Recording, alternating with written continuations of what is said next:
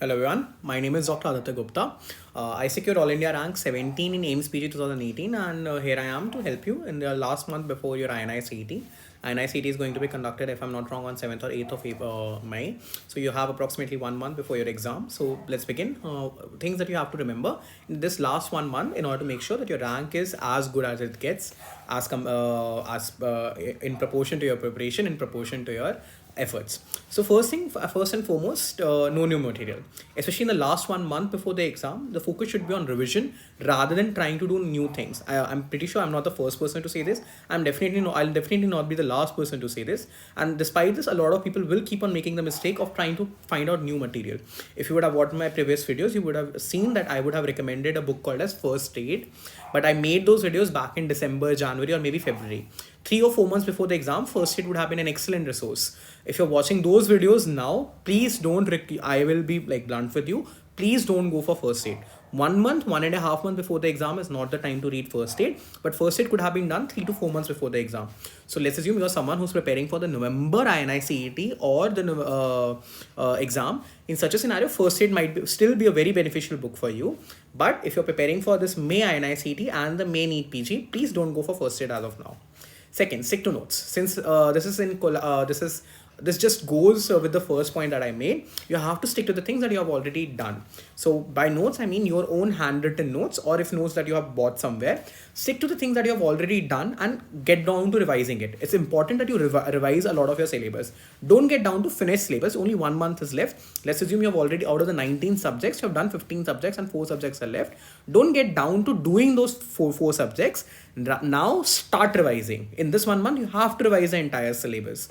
Start revising and every day give 1 or 2 or maybe 2.5 hours to that subject which has not been done, and in tandem complete the remaining subject. But now is the point to start revising. Now it is not to complete the syllabus and then you'll start revising. Whatever subject has been done, be 13, 14 or 15 subjects you have done, start revising those 12, 13, 14, 15 subjects. Third, most importantly, even if you haven't done anything, make sure in this last 1 month you do previous year MCQs. लग जाओ previous year MCQs करने के लिए. I use the book Pritesh Singh. I've heard Dr. Thameem's book is also good. But personally I cannot recommend it. Having said that, Pritesh Singh is the book that I did use. Especially the last 2 year papers, you have to do. Especially as far as INICET is concerned, around 20% of the questions will be repeated. So it will be a blunderous mistake on your part if you mark any of those wrong. So make sure you do the previous year questions thoroughly in the last 1 month. Fourth, make sure that you revise the entire syllabus in the last 1 week before the exam. So let's assume right now, today is 5th of April when I'll be uploading this video, and the exam will be on 7th or 8th of April. So you should try to finish one revision by 1st or 2nd of May. And then in the last 5 to 7 days, you have to do one full revision. The reason I keep on emphasizing upon this last one revision in last 1 week is because I'll come to that. Think of subjects like anatomy, ophthalmology, forensic, pharma, biochemistry, and you can add maybe micro as well.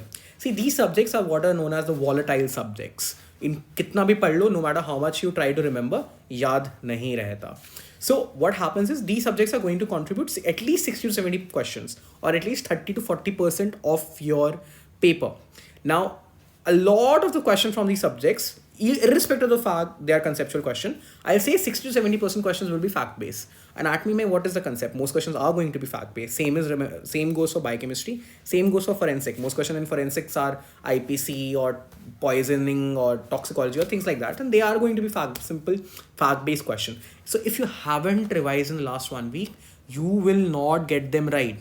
And in case you have revised in the last 1 week, you'll get everyone right. I'm not even kidding. People tend to think of anatomy as a very tough subject. No, anatomy is not a tough subject. It's just that we don't tend to revise it just before the exam. So make sure you revise these 7 subjects at least before the exam and in the last 1 week. And this is the reason I keep on emphasizing that you have to revise the entire subject in the 1 week before the exam, because it suddenly pushes your score, especially as far as the fact-based questions are concerned. Conceptual question you will remember and you will be able to attempt them because of the concepts that have been formed throughout your MBBS or during your preparation, during your internship. So what I did particularly in April, I did 1 month, I did one revision, and 30th to 4th April, my exam was on 5th of May, I did one revision. So in this way, I was able to maximize my rank. Fifth, this is most important. So what happens is people plan out everything, but they do not plan out their last 12 hours. Now, this is something which I think can help you a lot. So what, during this 1 month revision, during the April revision, every time I was doing a subject, I made a list of things which I felt are very volatile. Irrespective of how many times I do, I will not remember it. So I have to do it on the last day. So for example, in when I did pediatrics, I was like, yeah, मेरे को developmental milestones याद नहीं रहते. तो developmental milestone. When I was doing forensic, I was like, I need to remember the IPC, the name or number of the IPC.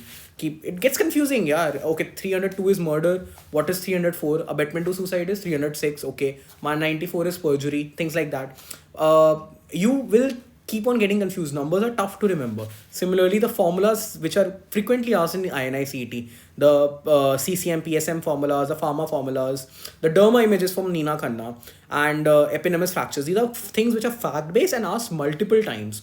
So from every subject, make a list of small topics which you need to do in the last 12 to 24 hours, so that you have planned the last day of the revision in this 1 month. I believe this is going to be definitely very helpful for you.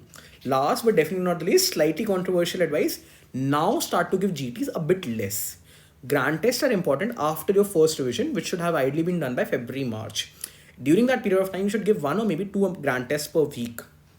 Now, if you're going 1.5 hour to go to the coaching center to give a grant test, 1.5 hour coming back, 3 hours in grant test, you're effectively ensuring that in that day you're not able to revise anything. You're just giving a grant test. So I'll say stick to giving just 1 grant test in a week. Even 1 in 2 weeks is fine. So basically by that, from now to your exam, it's okay if you give just 2 grant tests. That's perfectly fine, or maximum 3.